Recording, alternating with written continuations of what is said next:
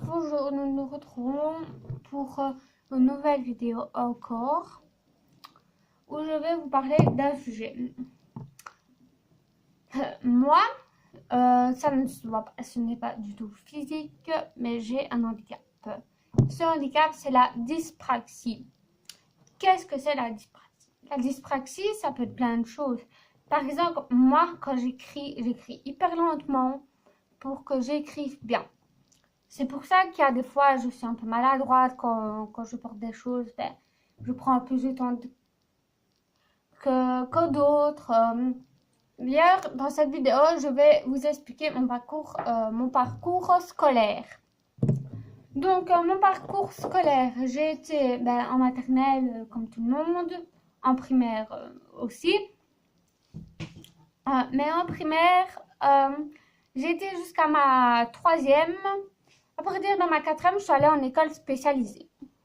Oui, vous allez tous me regarder. Waouh, une école spéciale, c'est quoi? Une école spécialisée, c'est où il y a des gens qui ont des handicaps fantômes. C'est des handicaps qui ne se voient pas au premier regard. Par exemple, la dyspraxie, la dyslexie, la dyscalculie, la dysphasie, tout ce genre de handicap, ils sont là, mais ça ne se voit pas. Donc voilà, j'étais en école spéciale, j'avais des dyscalculies, des dyslexies, des dysorthographiques, il y avait même des caractériels, il y avait des retards mentaux. Mais en tout cas, les profs où j'ai été, franchement, ils étaient super. Les profs d'école spécialisée, franchement, tiennent l'enfant et le tirent vers le haut pour qu'ils viennent dans l'enseignement ordinaire. Moi, pour l'instant, je suis en enseignement ordinaire à Sainte-Marie-Jambe. Un enfant dyspraxique, on va lui dire de rattraper une balle. Pour un dyspraxique n'est pas l'autre. Enfin, pour moi, peut-être pour d'autres enfants dyspraxiques, ça va être dur de la rattraper parce qu'il y a aussi du visage spatial. Donc, il ne faut pas bien la distance entre nous et la balle. Par exemple, moi, quand je joue au ping-pong, j'aurais envie de taper dans la balle comme ça, je pong, mais la balle, en fait, elle a un mètre de moi, donc moi, je tape pas dedans. Donc, pour ça, c'est un peu compliqué. Et aussi, j'ai dur en maths. Maths, c'est ma bête noire. Donc, voilà. Donc, si vous êtes 10, tous les 10, n'importe quel, ou si vous avez des enfants 10, encouragez-les, ne les engueulez pas parce que ce n'est pas de leur faute. Un 10 est volontaire, ils ont envie de faire de leur mieux, mais ils ne peuvent pas. Par exemple, moi, vous me demandez de dribbler avec 2 balles, je ne peux pas. J'ai envie d'y arriver, mais je ne peux pas. Voilà, c'est comme ça. Par exemple, moi, ce qui a été dur, c'est fermer la selle. J'ai pas su fermer la selle avant, quoi. 8 ans. 8 ans, oui, vers 8 ans. Alors, avant, mon pantalon était tout le temps troué, tout le temps troué. Ma gauche et ma droite, des fois, quand on me dit lève ta main gauche, c'est celle-là, du côté du cœur. Et je suis couchère, c'est pour ça que je retiens. Avant, comme on me disait où est ta gauche et ta droite, j'étais, je sais pas. Il y a encore où je dois réfléchir, où est ma gauche et ma droite. Par exemple, moi, lire l'heure, je ne sais pas lire l'heure sur mon montre. Les aiguilles et tout, je m'y perds. J'y arrive pas.